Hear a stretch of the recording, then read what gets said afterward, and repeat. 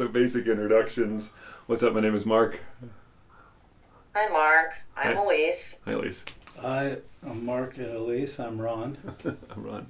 So, kind of where the idea of this podcast came from. Some people have heard this already, but I was talking with an individual one day. We were talking about how do you live life and recovery, and on one side you have all the things you do in your life, and then recovery, and life and recovery was kind of this back and forth.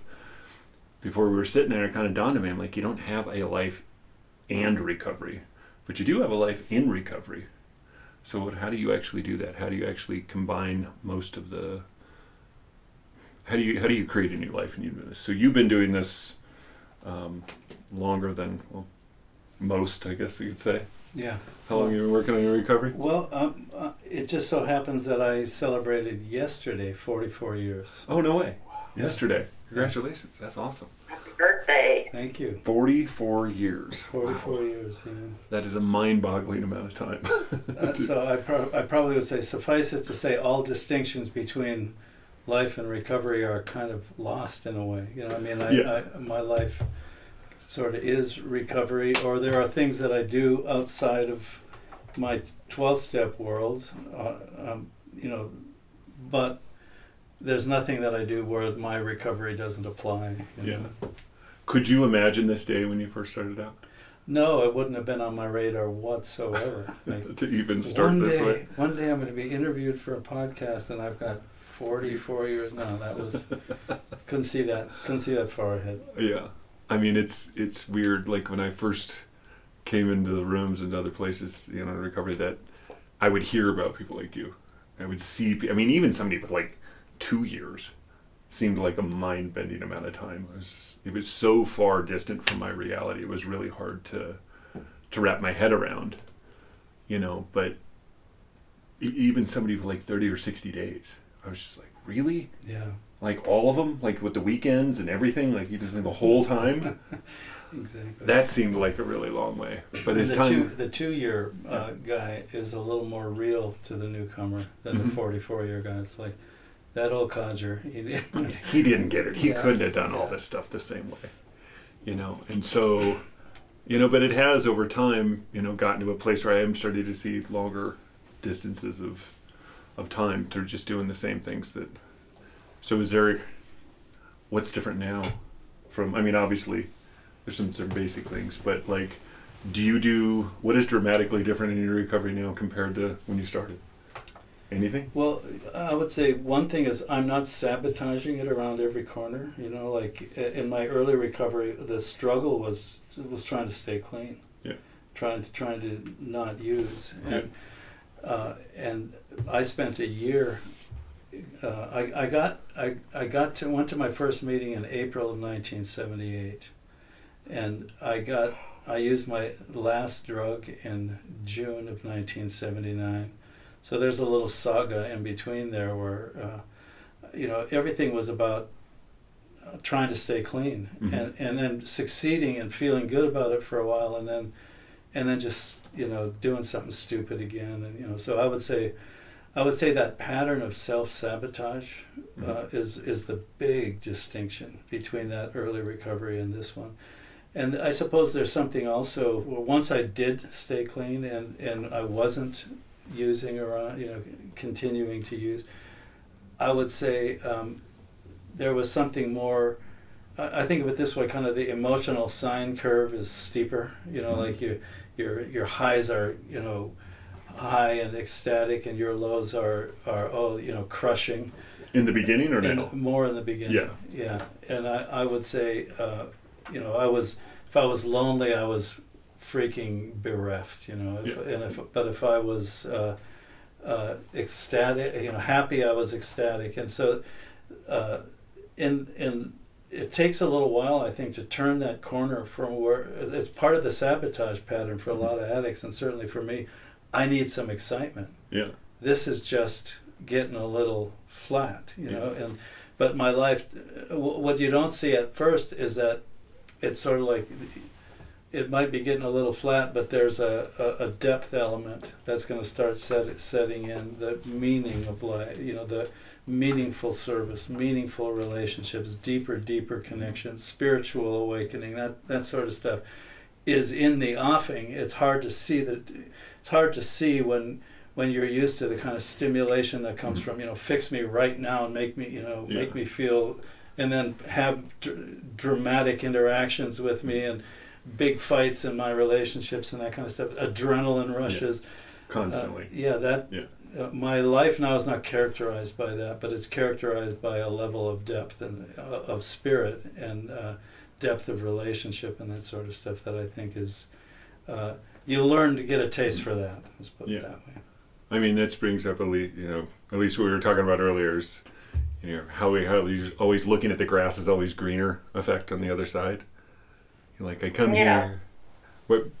Speak a little more about what you were talking about this morning.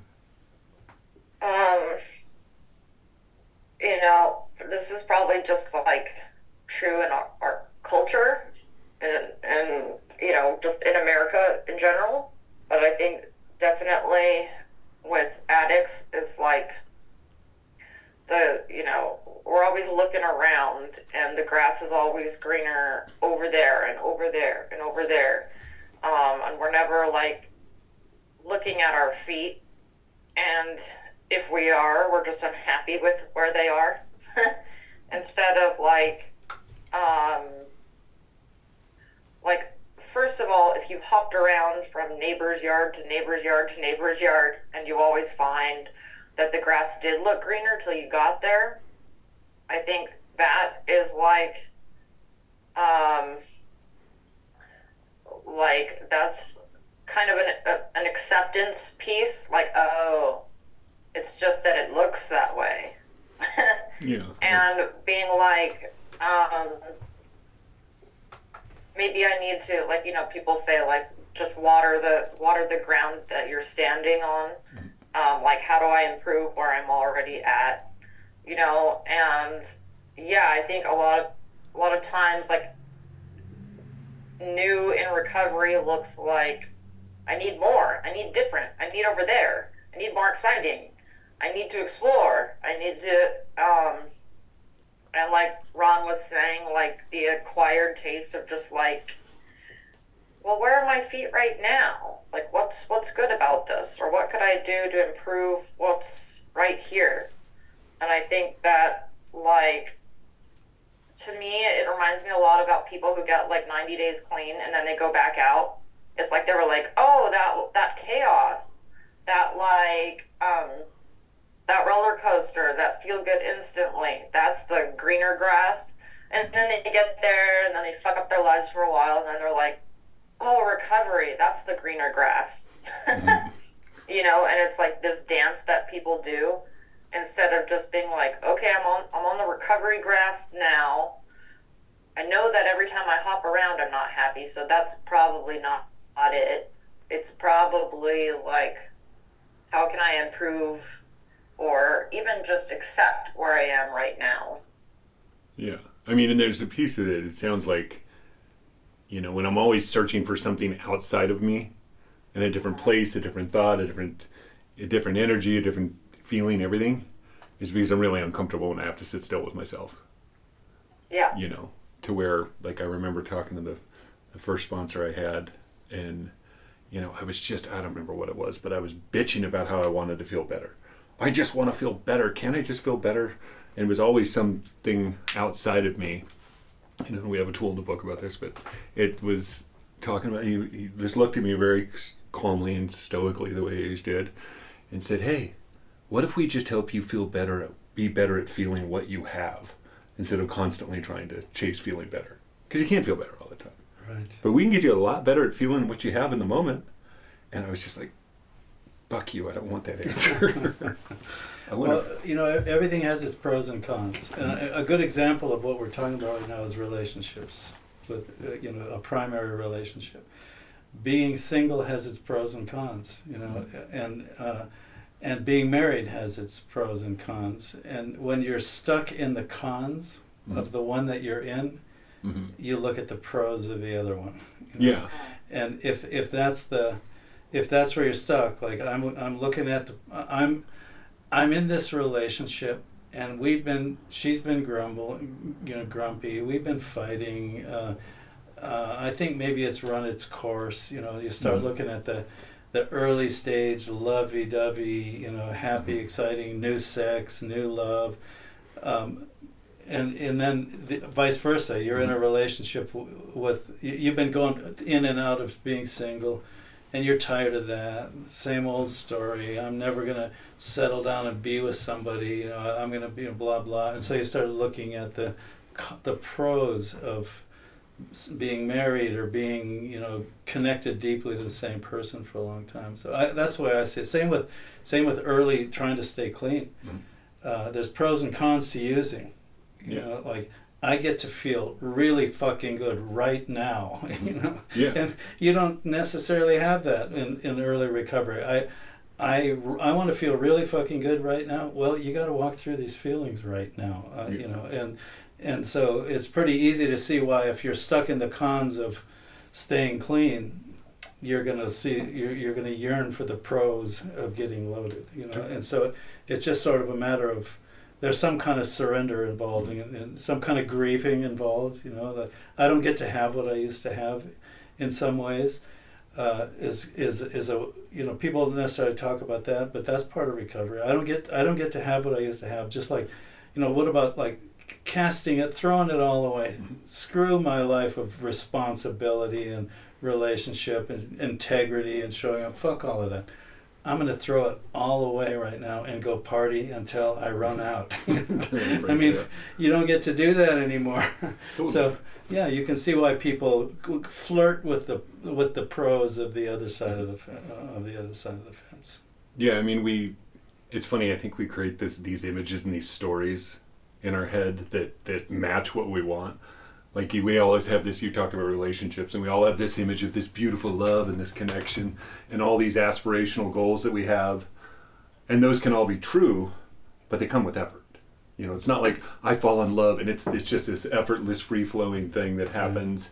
It's like you find love and then you work to continue to build on that love. It's not like, oh, I love you, great, I don't have to do anything now. And it's like when I came into early recovery, it was kind of the same thing. I thought when I came here, if I just got clean, if I just stopped using dope, everything will be glorious. But I stopped using dope, and not only was everything not glorious, everything sucked much worse, because everything I had avoided forever was sitting there staring me in the face 24/7. And so having to put in that work to get through on the other side, and I think, you talked about self-sabotage earlier, about like, why would we, it sounds, if you look at it from the outside in, it sounds really silly. Why would you just fuck up your own shit? Why would you do that? That just sounds stupid. But I remember getting into early recovery, and not only was everything not good, it was bad. Well, on the surface, the outside things were kind of amazing.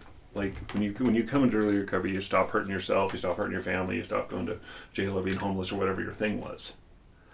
But I was still really far away inside from where I wanted to be, And so, if you ask me on the outside, everything looked great. I had a car and I had a job, and I had some money in my pocket. My family was starting to trust me, and some girl I think thought I was cute, and everything was kind of good. But on the inside, I was sitting there going, "Oh, I think I'm going to blow this shit up." Yeah. And like I was thinking, why do we do that? As I think, and you can tell me if you have a different opinion of this, but like on the outside everything looked good, but on the inside I was still really, really broken. And so, because here everything is new. Like I've got all this trust, all this responsibility, all these friends, all these feelings, all these everything. And then I had this really great thought of, but my old life, well, there's no mysteries back there. I know how to operate, I know how to get by, I know how to survive, I know how everything works. And so I quietly started gravitating back towards where I was comfortable, Yeah, I think that... Go ahead, Elise. Go ahead. I was thinking, and maybe it's like, once you feel like you've checked all the boxes of the pros in the recovery side, like everything's going well, then you're like, maybe I could also have the euphoria of using. Yes. Because we want it all the time. And so it's like, look, everything's fixed and good. Now maybe I can just add that one thing that I miss back in the mix. Yeah, there's something actually in the AA book about that where it's saying the great obsession of every abnormal drinker is to control and enjoy our drinking. It's not to get totally free from it. Why would you want to get free from the best thing in your life? You know, in some ways, you want to control it, enjoy it, and not have it have all these consequences. So for me, well, first of all, I would say this, that I was, fortunately, I see it as fortunate now, but I was a chronic relapser probably about 5 years before I ever heard of the concept of relapse or ever went to a meeting or ever was in recovery, because I was in this dance of trying to quit, trying to moderate, trying to quit always meant quit a specific thing, though it never meant quit at all. Quit at all. Total abstinence. Quit drinking beer. Yeah, I went quit smoking weed. The first time I ever heard the expression total abstinence from all drugs was at an NA meeting. Yeah. The idea that I'm going to solve my problem by total abstinence from all drugs, not just the ones that I see as problematic, that just seemed a little extreme. You know? Yeah. I remember people coming in, you need to quit all drugs. I mean, wait, everything? Yeah, exactly. That's a little much. So that, want to do that? It kind of goes to what Elise was saying. Like, okay, I've got. I many cycles of this where I've got it working here. I'm doing okay. And I was pretty young when I got clean. I was 22 when I went to my first meeting. 23 when I used my last drug. So like school, work, I'm doing okay with all of that stuff again. My relationship, I'm doing okay with all of that. I'm not in trouble with anybody. Now I just need to use the right drugs in the right way, and not get stupid. Just don't get stupid, Ron, so what I was saying is when I finally got to recovery, when I finally started going to meetings and, found my recovery, I never went through treatment of any kind, never spoke to a professional of any kind about my addiction. I went right to meetings. Yeah. And I spent that first year, maybe my treatment was spending that first year continually negotiating whether I could maybe now use, and then ending up back crawling right down the rabbit hole again and going, Jesus, why am I so stupid? I thought I didn't, like when I heard this expression, powerless over my addiction, to me that felt like a cop-out. Like, what do you mean powerless? What, I can't not use? I cannot use.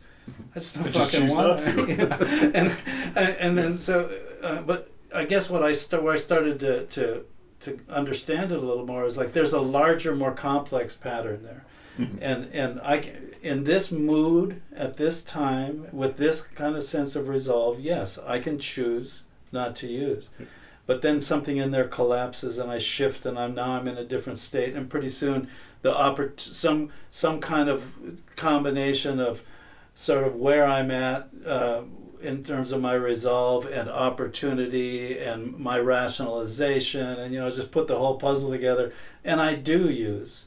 So ultimately in the end I had to say, okay, powerless, when I say I'm powerless over my addiction, I say I'm powerless over that larger pattern at play with all those variables, and I can't control it. I can't, I'm not the master of that as much as I would love to be. And so as long as I use it all, I eventually end up back down the rabbit hole again. And so just that, for me, it became just that simple. That is the rationale for total abstinence from all drugs. So I'm curious, you mentioned something earlier, and Elise, I want your take on this too. Where does using diverge from a relapse? Like I had someone that was in my life recently that, do really good for 90 days, go back out, 60 days, do really good in that area. And, I was sitting there one day, I'm like, dude, I don't think these aren't relapses anymore. You just haven't stopped using. Oh. And I was trying to see where would you consider the division between use and relapse? To me, it's not particularly a meaningful distinction. I guess I can see it the way you're framing it, which is a relapse implies relapse from something, from recovery. Yeah. And if you're dabbling around the fringes of the program and never really having recovery, then is relapse even a meaningful concept yet? Maybe you've been in a relapse the entire time. So yeah, maybe that's what you're saying. But to me, the only meaningful concept is just a little more binary than that. If I use, I'm relapsing. If I'm not using, I'm in recovery. Even if my recovery sucks, even if it's not very deep, if I'm staying clean, if I'm abstaining from using, now I have a chance.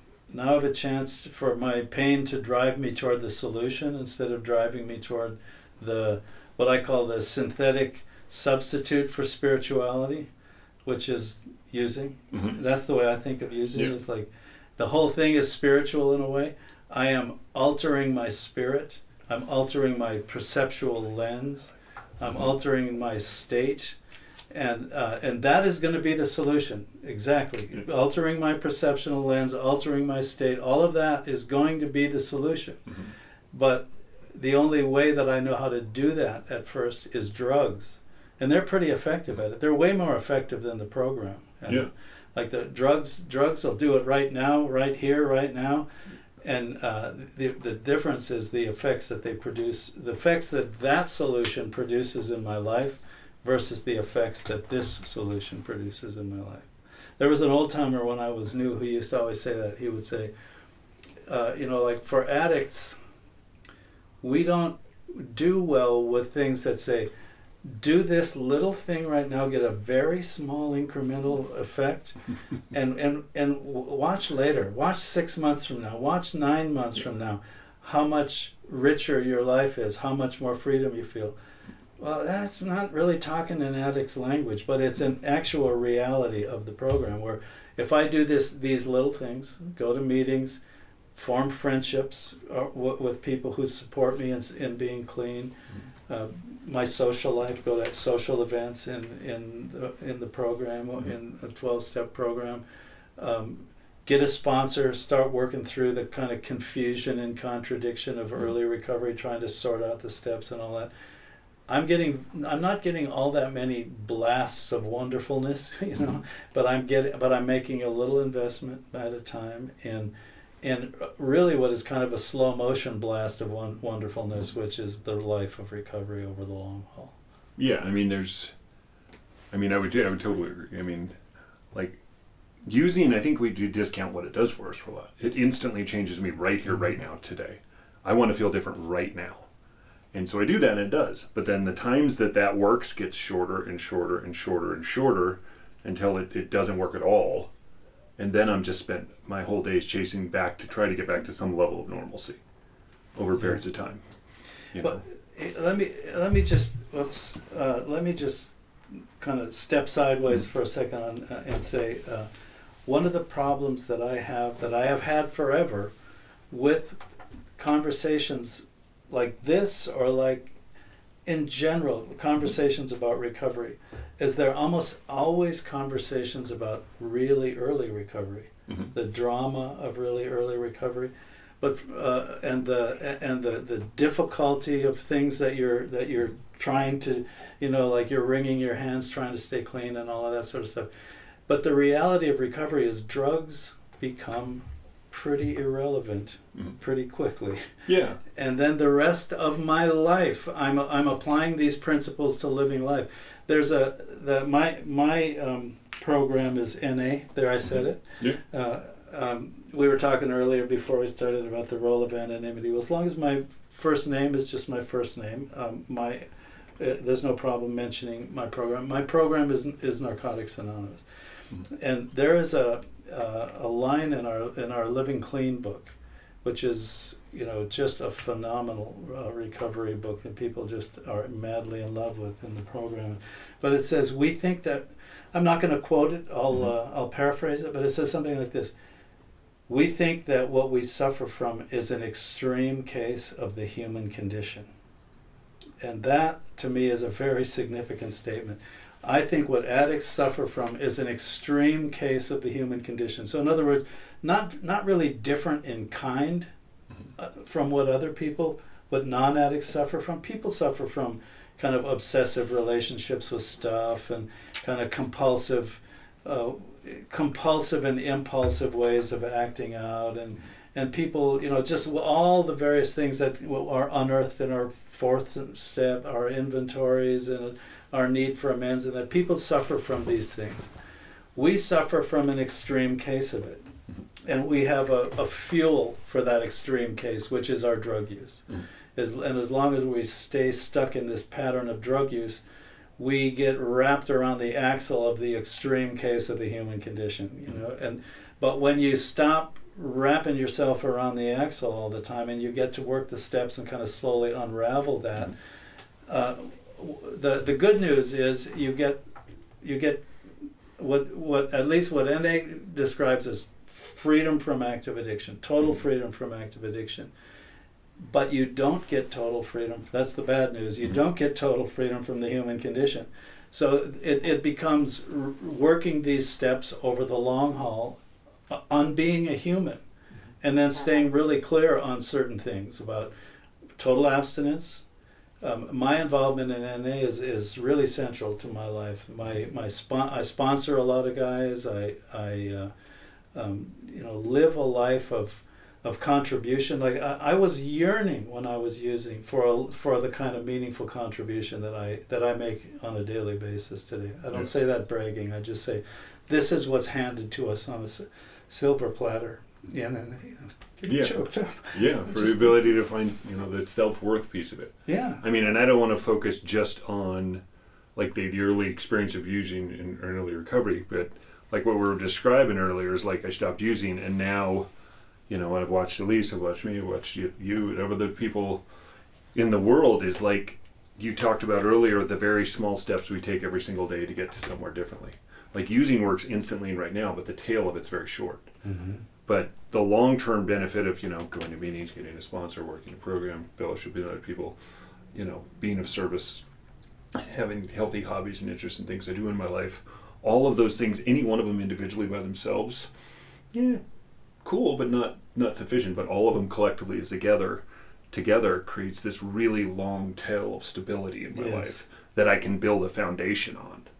So I can go out and, become the person I want to become. I can do this. I've watched people move to California and start, doing things they want to do in their own hobby, as far as going to dance and other things like that. But that's kind of the amazing part of this, is being able to build such a solid foundation through a culmination of a lot of different aspects of recovery. To me, the food I eat, the people I hang out with, the way I spend my time, the way I'm of service to other people, all those things collectively help me build a life that I actually want, that I'm actually happy with. And it's hard in early recovery to see it and to like I've often said to newcomers, the hardest thing about NA when you walk in the door is seeing it. Mm-hmm. It's really actually seeing what it is. Like, holy shit! If you knew. If you could see it, you'd be all over it right away. But we can't see it, But what I was going to say is that we have many methods that would sort of, I think of it this way, sort of make B.F. Skinner proud, mm-hmm. He's the behavioral psychologist who is basically, his thesis was you achieve the end result behavior by rewarding approximations of that behavior along the way, and some of the ways that we just love people, like we just love people from the heart right off the bat, people who feel in every corpuscle of their body that they don't deserve that kind of love, but love, of course, isn't about deserving. If love was about deserving, it would be a completely different game. Our children, it's their birthday or it's Christmas. Oh, let me compute whether I think that little shit deserves a present. It's not the way it is. It's just I love that kid, and that's that. And so there's a relationship with the newcomers that, these little tokens of 30 days and 60 days and 90 days that we do. Mm-hmm. It's a huge deal. I was sitting at a meeting here. I was sitting there about to celebrate my 44-year anniversary, and I'm thinking, how in the hell do you do that in a way that's meaningful to a newcomer, and I was watching these three kind of guys at the end of the table, and one of them was obviously sort of the leader of the pack, and they were all in a program of some kind right now, and the other two were kind of like his entourage, you know, and he was we were giving out key tags, and people were we were going down from the top, you know, and so as it was getting to him, he's calculating how long is 3 weeks, you know, because he'd been clean for 3 weeks, and he was like, he wanted in on this, you know, he wanted to get his key tag, but you get one for when you're brand new, and you get one for 30 days, but he didn't get one yet, you know. There's something about the way we do it, the way we just give out love and encouragement freely, and we reward what matters, which is not using. In the early game, that's what matters, because that's the gateway to everything else, and it's really everything else that matters. But if you don't go through the gateway to that, you're not going to get everything else. Yeah. Elise, what are the things like we both talked about the things that kind of helped build the foundation. What are the things that have been foundational for you? You know?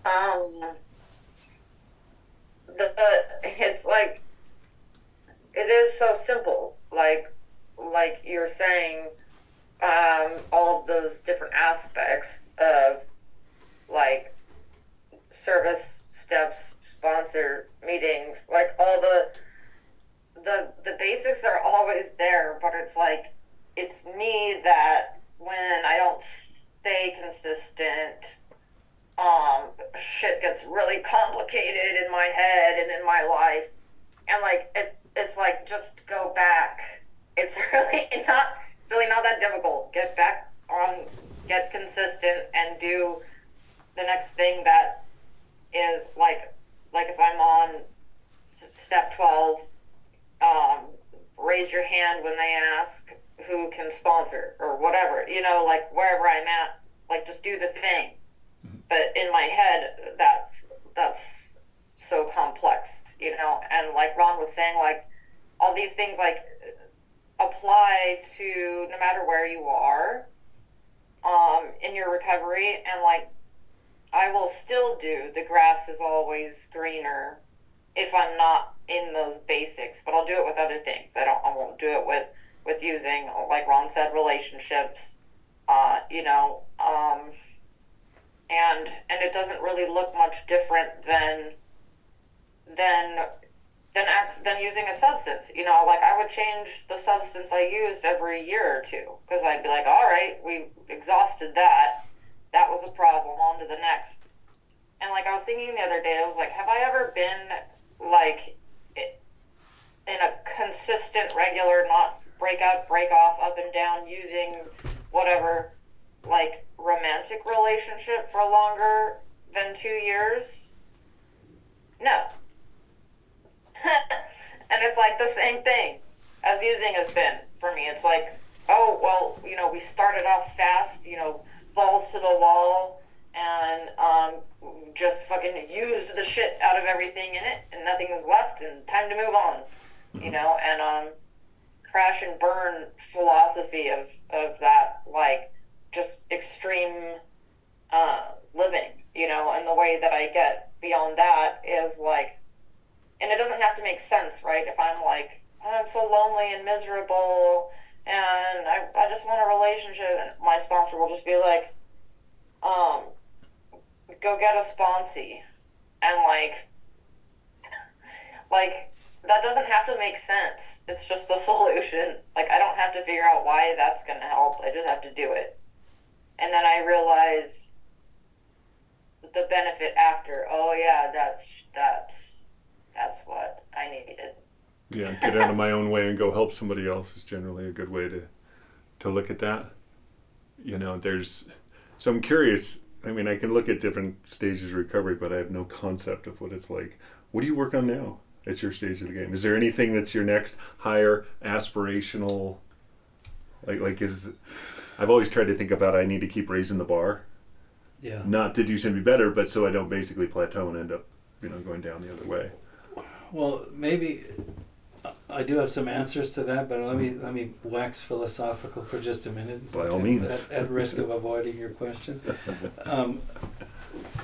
I would say one thing about recovery, long-term recovery, is that as a human being, you're at another stage of life now, and you've matured some. So not everything about this is owing to my 12-step world or my recovery world. Some of it is just I've matured now. Maybe one way to think of that is I wouldn't have matured had I stayed using the way I was using, but I got clean and I got this program in my life, and I've matured some. And I'm older. So I'm at a stage of life, I'm 67 now. So I'm at a stage of life now where I'm a little less driven by, let me take on the next thing. You know, I know some people say that they are at 67. I don't know. I'm a little tired for all that. It's like I took on the next thing and you know worked on the next thing for so many years. It's like it's kind of nice to be at this stage of life now where I'm enjoying a little less of that. But I would say, you know, to answer your question specifically, around my spiritual life, because I mean this to me, the spirituality is at the center of this whole conversation. Like me with dead spirit is what was it was me as an addict, me having killed my own spirit, and then me having found a kind of a paint by numbers practical and just fantastic method to reawaken my spirit, more like it was when I was small, and then live with that awake spirit and love with that awake spirit. And my God, this is what recovery offers. This is what's so hard to see. And so it offers a method that's systematic and concrete to orient myself to that which is spiritual for me by whatever belief system I have, and awaken my spirit and live with that awake spirit. Have the spirit deaden a bit, you know, have the spirit drain a bit, and not like, am I meditating really consistently? Am I living that? Am I working? Am I doing a really honest self-examination on a regular basis, which the 10th step calls for, and meditating, which the 12th step calls for. 11th step calls for praying and meditating. So yeah, the stuff I work on now is being consistent with all of the old basics that work, as opposed to living on yesterday's accomplishments, maybe. So I get a question. This has been my sole biggest struggle in the program since entering into it. What do you do if you don't know about spirituality or a concept of God or a higher power, anything? What do you tell somebody? Okay, this is my favorite topic. Okay. Now you're getting into my favorite topic. Because first of all, I made a career developing software. And in the software development world, there's this concept of the MVP, the minimum viable product.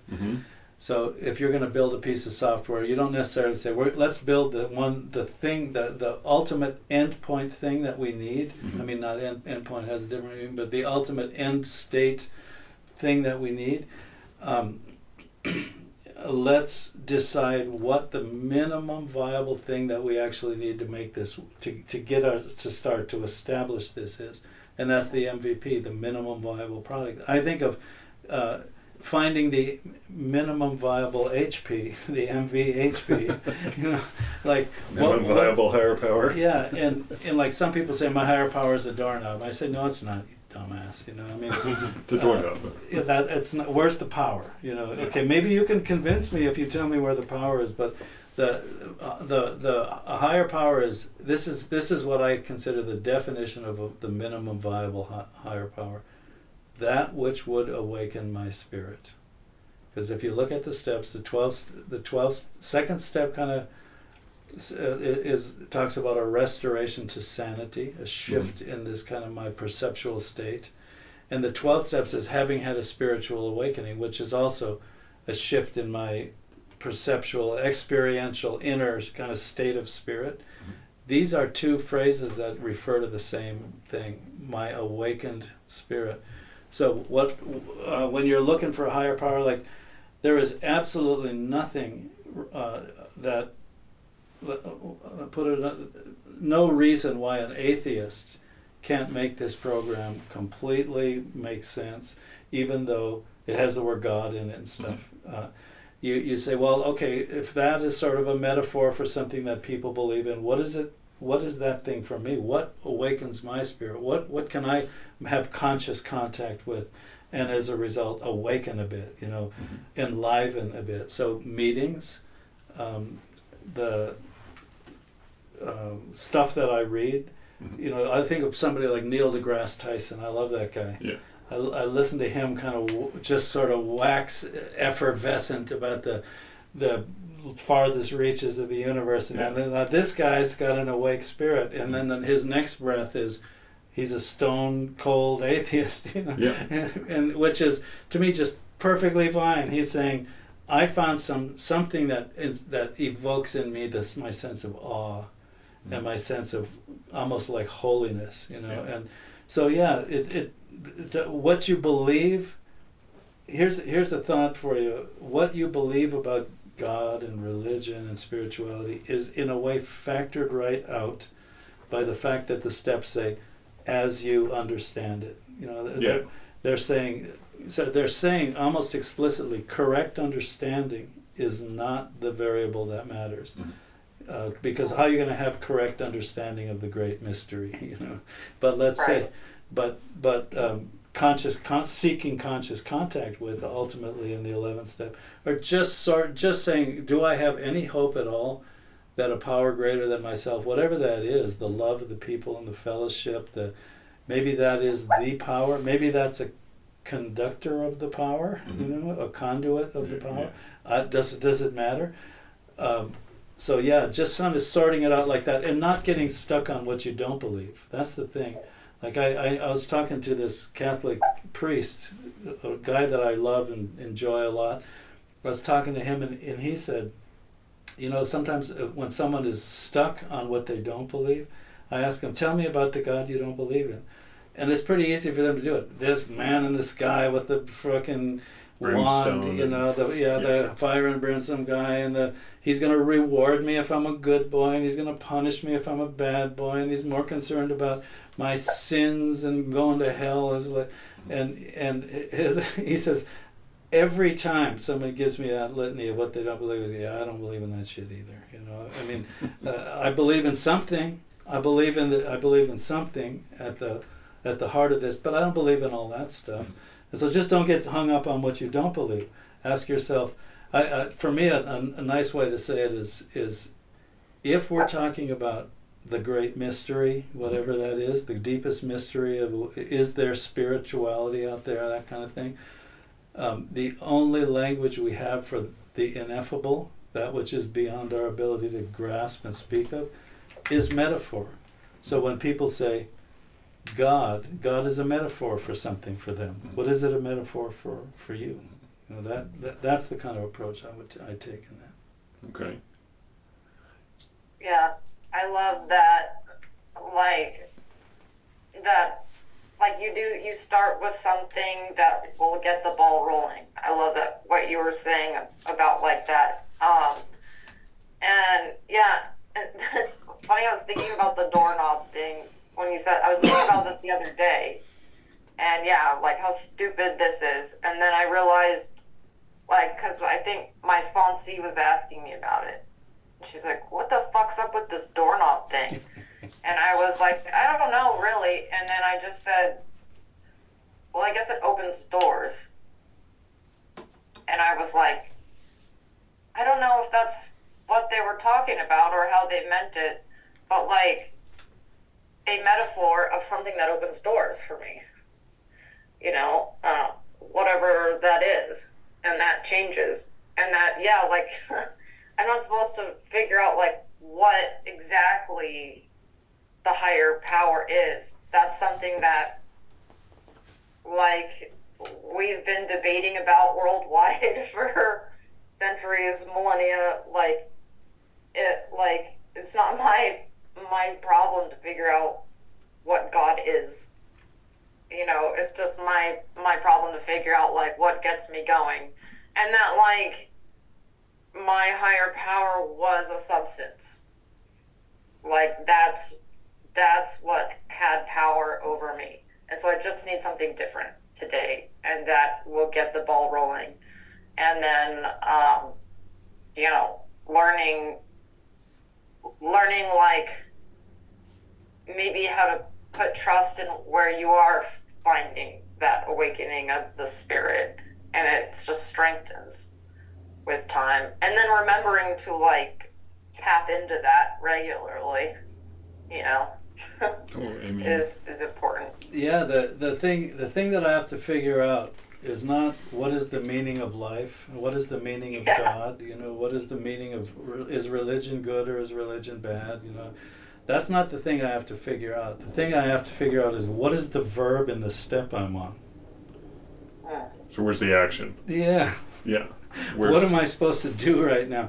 If it's the first step, what is the experiential deliverable of me admitting that I'm powerless over my addiction, that my life has become unmanageable, you know? And then in the second step, it doesn't say we come to believe in God or religion or anything. It says we come to believe that a power greater than ourselves could restore us to sanity. And so it's just a tiny little incremental step of do I have some sense of hope about this? Could it happen for me? Not that could I come to believe in that thing that I think is dumb and I don't believe. No, that's not the question. The question is, can I believe that something could occur for me, that I could see this differently, have a different relationship with it, feel differently about it. And if I can sort of say yes to that question, then then experientially I can kind of get what the second step is trying to give me. And then the third step, you know, making a decision. So, if it's so easy to get caught up in the intellectual mind games around all of this. And the irony, of course, is sometimes it's the people who want to discount it all, that are caught up in the intellectual mind games. It was like, okay, fine, you don't believe in the man in the sky with the magic wand? Okay, neither do I. What's the verb in the step you're on? Let's talk about that. That's funny. I mean, maybe that's just get a little close to home. Maybe I was trying to discount the whole thing as possibly it'll work, because if I can discount this entire program, then I don't have to do anything. Right. Then it frees me from all. And that, which is fine, which is absolutely fine. Discount this program and do what works for you. And if you keep finding yourself down in the rabbit hole, waking up and trying to figure out how the hell you got here again, you know, it's like that. This is a program to give a try to when you know, I don't know anybody who comes there and says, you know what, I've heard about NA or AA or CA or MA or any of the A's. You know what I've heard about them? They have this wonderful inventory process that really helps you kind of clean out your filters. You know, yeah. Nobody's doing that. It's like, fuck, I guess I got to go there. It's the last thing I want to do, but I'm hitting the wall everywhere I turn, and you go there and you get this kind of blast of love and hope, and you know, if you can sort of orient yourself to it and stay clean and just starts asking what is the verb in the step you're on, and go get a sponsor and stuff starts to happen. The picture starts coming together slowly but surely. Sometimes I think of it like a mosaic. You keep sticking another little tile on the mosaic, and it's still kind of a messy looking thing. It doesn't, but eventually you start seeing the patterns in it. You know, you start seeing what it is, and then it's like, holy Christ, how did I stumble into this? Yeah. You know? How do I keep looking for what's something? I mean, I do believe that if we come in looking for what's wrong, we're going to find it. Yeah. But if I spend the time looking for what's actually working, you know, I'm also going to find that. You know, like the biggest piece of spirituality, like I was talking with this Swansea a while ago, and I was like, tell me something that's greater than you, something you believe in bigger than you. It's like, oh, the love for my son, way bigger than me. You know, nature. Like for me, the biggest piece was nature, just sitting out there, wow, it's a really big, cool experience to just sit out in the stillness and just, you know, wow, this is really pretty out today. It didn't have to be like, I wanted to complicate the shit out of it. That it had to be some big, to separate religion from, you know, a spiritual concept of just something I can connect with that ignites my spirit. I love the way you said that. You know, something that ignites who I am, that gives me something that makes me want to take action, that makes me want to get up in the world and the experience. You know, I think I got caught up a long time in trying to figure out, you know, I think a lot of people want to basically figure out what happens when we leave and what is the big thing that we connect with later, as opposed to what's actually going on right here, right now in this experience that whatever manifests all this, don't know. Honestly, to this day, still don't know. Honestly, kind of don't care. Yeah. But I really love enjoying being in the moment Be of wary of anybody something. who says that they think they do know. You know? Yeah. You know, and if people do whatever, that's their thing. But for me, I like appreciating what it is to be here and to be now, and to the things that do ignite the way you feel in your soul. So I really appreciate what you guys had to say today. Kind of always try to recap a few things of, you know, the kind of the takeaways of today, and it's just, you know, being comfortable in who you are and where you're at with this process, you know, looking at for what a spiritual practice means to me, and getting involved in NA, to call it by name, and, you know, to finding a practice that works for you, that we can work this. So thanks, you guys. I really appreciate your time today. Thank you. Thanks, Mark. Bye. Thanks, see ya. See ya.